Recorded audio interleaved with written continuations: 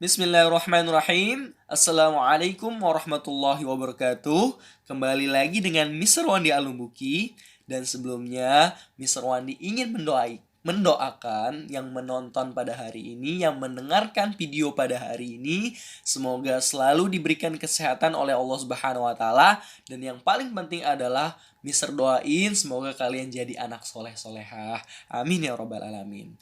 Jadi Mister berharap juga kalian simak dengan baik, yaitu rangkuman tematik tema 7, ini ringkasannya 7 dan 8 sesuai dengan kisi-kisi. Kisi-kisi itu apa? Bagian yang paling penting, bagian poinnya aja yang insya Allah akan masuk dalam ujian nanti. Kalau yang mau nilainya bagus nih ya terserah kalian, itu pilihan kalian.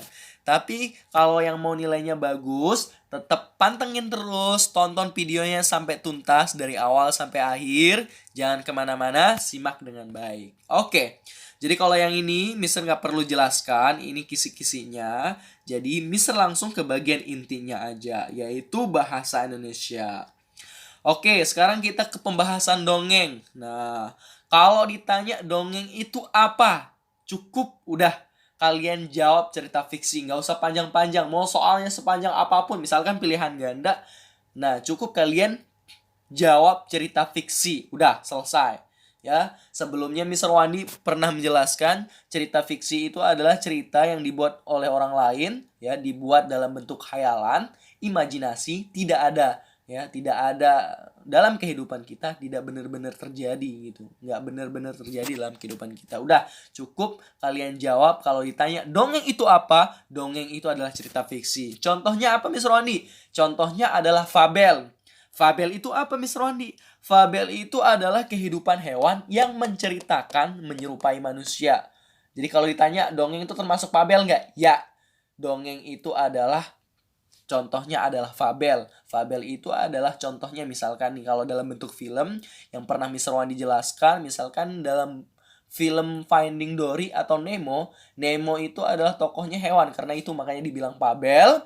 Jadi hewan tersebut bisa ngomong seperti manusia, berperilaku seperti manusia, makanya dinamakan fabel. Itu adalah tokohnya tokoh hewan. Oke, tujuannya apa? Dongeng itu tujuannya dibuat adalah untuk menghibur. Menghibur itu apa? Bikin orang seneng, kalau yang nggak paham. Bikin orang bahagia. Bikin orang terhibur apa yang kita sampaikan. Ya, tujuannya, jadi kalau ditanya tujuannya, yang jelas adalah untuk menghibur. Bikin orang seneng, bikin orang bahagia. Terus, cara membaca dongeng yang baik itu ada caranya. Yang pertama adalah suara menarik dan jelas. Tidak kecil suaranya, harus keras, harus jelas, yang bisa didengarkan dengan baik oleh pendengar. Jadi harus keras. Jadi kalau yang kecil suaranya termasuk membaca dongeng yang baik atau tidak? Tidak. Jawabannya adalah bukan atau tidak ya. Yang kedua, memakai alat peraga. Yang ketiga, mata diusahakan melihat ke arah pendengar. Tidak ada istilahnya melihat ke belakang. Jadi fokus, lihat ke depan, ke arah pendengar ya, tidak arah ke belakang. Jadi kalau ditanya membaca dongeng yang baik itu ke arah pendengar bukan? Ya, jelas ke arah pendengar, bukan ke arah belakang. Next, keempat, memilih dongeng bernilai moral yang benar. Gimana sih maksudnya, Mr. Wandi? Kita pilih dongeng yang memiliki nilai pendidikan, yang memberikan manfaat buat kita, ya, yang memberikan contoh buat kita supaya kita teladani dengan baik, kita ikutin dengan baik ya, bukan perkataan yang jorok, perilaku yang kasar misalkan, itu adalah contoh dongeng yang tidak baik. Next, yang kelima, menambah musik pengiring. Nah, itulah tadi Mister jelaskan, yaitu pembahasan masalah dongeng. Semoga semoga kalian bisa mengerti. Kalau yang tidak mengerti segera hubungi Mister Wandi. Kapanpun itu, kalau yang nggak paham segera hubungi. Next, kita langsung saja ke kata sapaan. Mister Wandi, kata sapaan itu apa sih? Kata sapaan itu adalah untuk menyapa orang. Udah, itu poin pentingnya ya. Kata simpelnya untuk menyapa orang. Cirinya. Nah, kalau ditanya cirinya kayak gimana sih sapaan yang baik? Yang pertama adalah menggunakan bahasa yang santun. Kalau yang nggak ngerti bahasa yang santun, itu adalah bahasa yang baik. Ngucapinnya itu sopan ya, kepada orang lain. Contohnya kata sapaannya, Assalamualaikum warahmatullahi wabarakatuh. Kalau dalam Islam itu yang lebih baik. Selamat pagi, selamat malam, hai sobat. Kita negur orang ya, nyapa orang lain. Terus yang kedua, menggunakan kata tolong dan terima kasih untuk meminta bantuan. Misalkan kita meminta bantuan kepada orang lain, itu biasanya ditandai dengan kata tolong. Itu adalah penggunaan bahasa yang baik. Kalau nggak ada kata tolongnya, itu kita namanya nyuruh. Dan setelah kita dibantu oleh orang lain, ya wajib kita mengucapkan terima kasih. Itu sebagai ucapan terima kasih kita karena kita udah dibantu sama orang lain. Terus, kata sapaan untuk teman ibumu adalah tante. Dah, selesai. Bukan nenek, bukan kakek, tante. Yang ke berapa nih? Yang selanjutnya, kata sapaan untuk saudara kecil. Adik adalah apa? Kakak atau adik? Ya, betul sekali. Jawabannya adalah adik, bukan kakek ya. Ingat. Next, kata sapaan untuk saudara besar adalah kakak atau adik? Ya, betul sekali. Jawabannya adalah kakak. Oh, insya Allah, Mister yakin kalian hebat semua ya. Mister yakin kalian bisa. Next, kita lanjutkan ke penggunaan huruf kapital. Kalau ditanya huruf kapital itu apa? Cukup kalian jawab huruf besar. Sebaliknya, kalau ditanya huruf besar, jawabannya huruf kapital. Tinggal dibalik aja, oke? Terus penggunaannya, digunakannya gimana, Mister Wandi? Cara penggunaannya kayak gimana? Cara penggunaannya adalah biasanya ya awal nama orang, awal nama tempat, awal nama bulan, awal nama hari. Kalau awal nama orang contohnya Muhammad. Kalau nama tempat Surabaya, Jakarta, dan sebagainya. Kalau nama bulan contohnya Januari, Februari, Maret, April, Mei, Juni, Juli, Agustus, dan sebagainya. Kalau awal nama hari Senin sampai Sabtu. Dan awal nama agama Islam, Kristen, dan sebagainya. Tapi yang Mister akan jelaskan di sini adalah yang Mister warnai, yang warna kuning. Contohnya adalah awal nama orang. Contohnya Muhammad. Kalau awal nama orang itu wajib. Siapapun namanya, ya kita lihat awal ya, nggak ngerti awal nih yang paling pertamanya. Itu wajib menggunakan huruf kapital, huruf besar. Contohnya Muhammad. Nah, depannya doang ya. Ingat, depannya aja. Awalnya aja yang pertama itu wajib menggunakan wajib menggunakan huruf kapital, maaf. Ya, siapapun dia. Misalkan Wandi. Nah, W depannya itu huruf besar. Dan lain sebagainya. Mister nggak perlu sebutkan satu-satu. Yang pasti kalau nama orang itu wajib depannya menggunakan huruf besar, bukan huruf kecil. Terus awal nama tempat, Mister lompat. Nah, yang kedua nama Tuhan di sini. Awal nama tempat, contohnya misalkan selain Surabaya, Jakarta, misalkan J-nya itu huruf depannya itu huruf besar, bukan huruf kecil. Kalau yang nama Tuhan, karena ini adalah nama yang paling tinggi, kita wajib ya. Wajib meninggikan. Nah, kalau yang ini beda.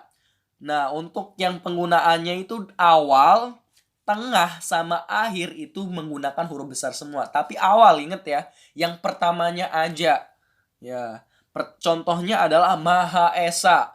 Kan biasa kalau nama orang itu kan depannya doang. Tapi kalau yang nama Tuhan, itu menggunakan huruf besar awalnya. Misalkan Maha Esa. M-nya huruf besar, E-nya huruf besar. Bukan menggunakan huruf kecil. Contoh yang awal, tengah, sama akhir. Nama Tuhan.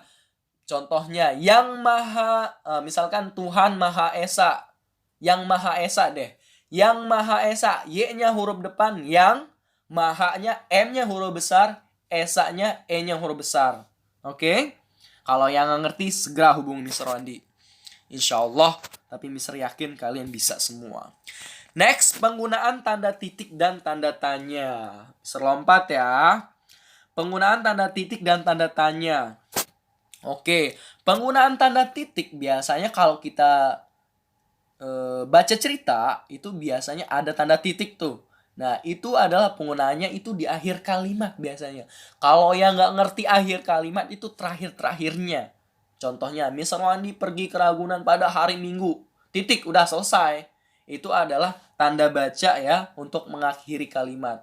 Kalau penggunaan huruf kapital, kalau titik itu biasanya bikin alinea baru atau enggak menggunakan huruf besar pertamanya, huruf kapital. Terus, next, selain tanda titik ada tanda tanya. Nah, tanda tanya ini adalah kalimat untuk menanyakan sesuatu. Contohnya, sebenarnya sih dalam bahasa Indonesia ada dikenal dengan istilah 5W plus 1H. Tapi Mister nggak jelaskan pada kesempatan pada hari ini. Ini yang Mister bagian pentingnya aja, poinnya aja yang akan masuk dalam ujian. Yang pertama, ada kata siapa. Siapa itu biasanya untuk menanyakan orang, bukan selainnya. Siapa udah pasti orang. Next, kalau ditanya kapan, itu ya udah pasti untuk menanyakan waktu. Terus yang ketiga, di mana? Nah, itu udah pasti untuk menanyakan tempat. Contohnya, di manakah siswa Azhari belajar selama pandemi corona? Contohnya di rumah. Itu ya untuk menanyakan tempat. Siapa? Mister ulang lagi. Siapa untuk menanyakan orang? Kapan untuk menanyakan waktu? Dan yang ketiga, di mana adalah untuk menanyakan tempat. Ih, hebat semua. Ya, kita next ke lanjut pelajaran PKN, yaitu kita berbicara tentang keanekaragaman. Dari kata ragam, beragam, atau bermacam-macam ya. Kalau kita ngelihat buah contohnya nih, itu kan dia bermacam-macam jenisnya. Ada buah apel, buah pepaya, buah manggis, buah semangka. Nah, dan setiap perbedaan itu, setiap keragaman itu pasti memiliki ciri khas masing-masing. Begitu juga dengan kita. Contohnya, dalam agama kan banyak. Ya, contohnya bukan hanya Islam. Contohnya Kristen, Hindu, Buddha, Katolik, dan lain sebagainya. Terus kalau bentuk fisik entah itu dari warna kulit, bentuk badannya panjang, ada yang panjang, ada pendek. Kalau warna kulit ada yang hitam, ada yang putih. Kalau yang rambut ada yang keriting, ada yang lurus, dan sebagainya. Terus suku contohnya kalau di Jakarta itu adalah suku Betawi. Kalau di tempat Mister Wandi itu namanya suku Sasak kalau Lombok. Nah, dan lain sebagainya, suku Jawa, suku Sunda, lain sebagainya. Terus kegemaran misalkan hobi, dia suka apa. Nah, ini dan kesukaan hobinya berenang, ada yang suka main bola, ada yang suka melukis, ada yang suka berenang, ada yang suka memanah, dan lain sebagainya. Nah, kalau ditanya sikap, nah kan beda-beda tuh, banyak tuh yang memiliki perbedaan itu. Kalau ditanya sikap kita gimana? Misalkan kita berhadapan dengan orang yang berbeda, misalkan contohnya di depan mata kita nih. Nah, cara kita, sikap kita ke orang itu gimana? Nah, apa yang harus kita lakuin? Yang pertama adalah saling menghormati. Walaupun berbeda, tapi kita tetap satu jua. Sesuai dengan semboyan kita, Bhinneka Tunggal Ika, berbeda-beda tapi satu jua. Nah, kalau kita saling menghormati, saling menyayangi, saling menghargai satu sama lain, itu termasuk hidup rukun nggak? Termasuk hidup rukun. Nah, kalau kita udah rukun, ya, itu hidup kita jadi damai. Nah, contohnya kalau yang bukan termasuk dalam menyikapi perbedaan, ataupun hidup rukun, contohnya kalau kalian denger nih istilah ini, tapi kalian jangan pusing ya, jangan kalian pusing-pusing nih.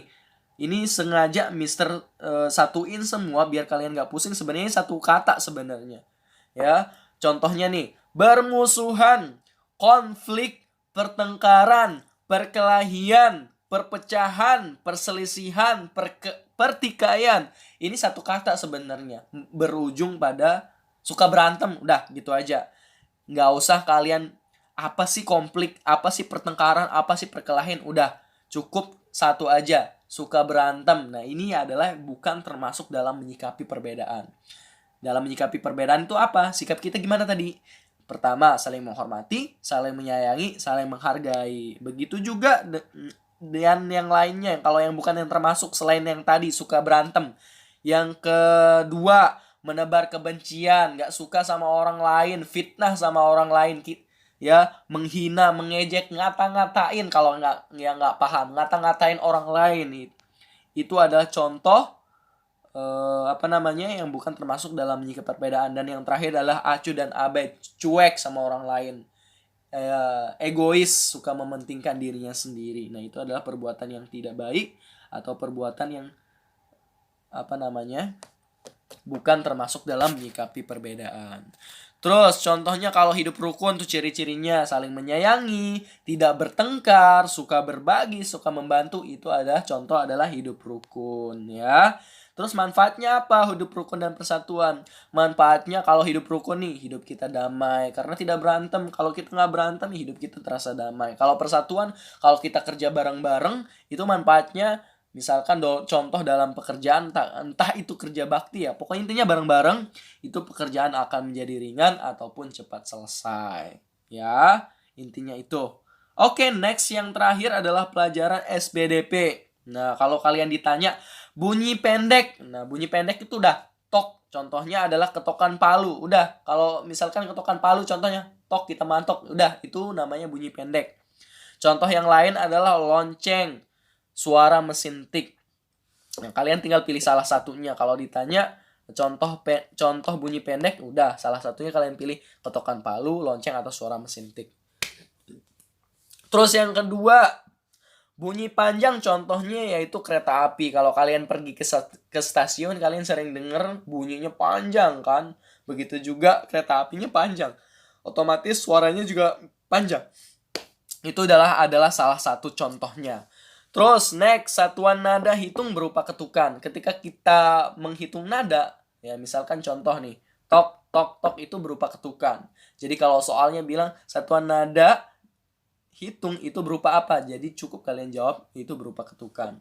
Terus tekanan nada terbagi menjadi dua, yaitu nada kuat dan nada lemah. Ingat ya, tekanan nada terbagi menjadi dua, yaitu nada kuat dan nada lemah. Selainnya adalah salah.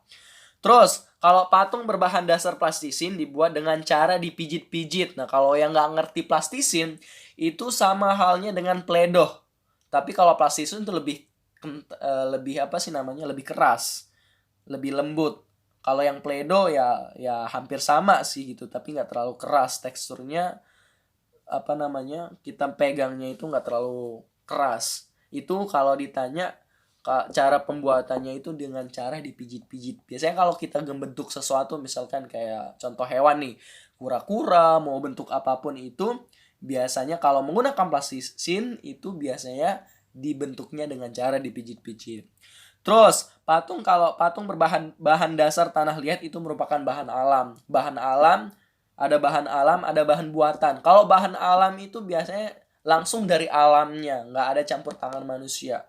Ya, misalkan contohnya bukan dibuat sama manusia, contohnya pasir, contohnya tanah, contohnya patung. Nah, itu udah alam ya. Itu alam, bukan buatan manusia ya. Terus kalau yang buatan manusia, bahan alam contohnya kayak plastik yang kalian sering makan, misalkan kayak biskuit. Nah, itu plastiknya itu biasanya bahan buatan. Kalau ditanya bahan alam contohnya pasir, tanah, yang emang langsung dari alamnya. Oke, cukup sekian dari Mr. Wandi. Mr. Wandi berharap kalian bisa mengerti dan Mr. Wandi ucapkan terima kasih yang sudah mengikuti dari awal sampai akhir penjelasan Mr. Wandi. Semoga ujiannya dapat nilai yang terbaik. Tetap semangat belajarnya, yang rajin, gak usah malas-malesan ya. Kalaupun tidak paham, silahkan segera menghubungi Mr. Wandi. Insya Allah kapanpun itu kalian butuhin, Mr. Wandi akan jawab. Mr. Wandi akan jelaskan sejelas-jelasnya. Assalamualaikum warahmatullahi wabarakatuh.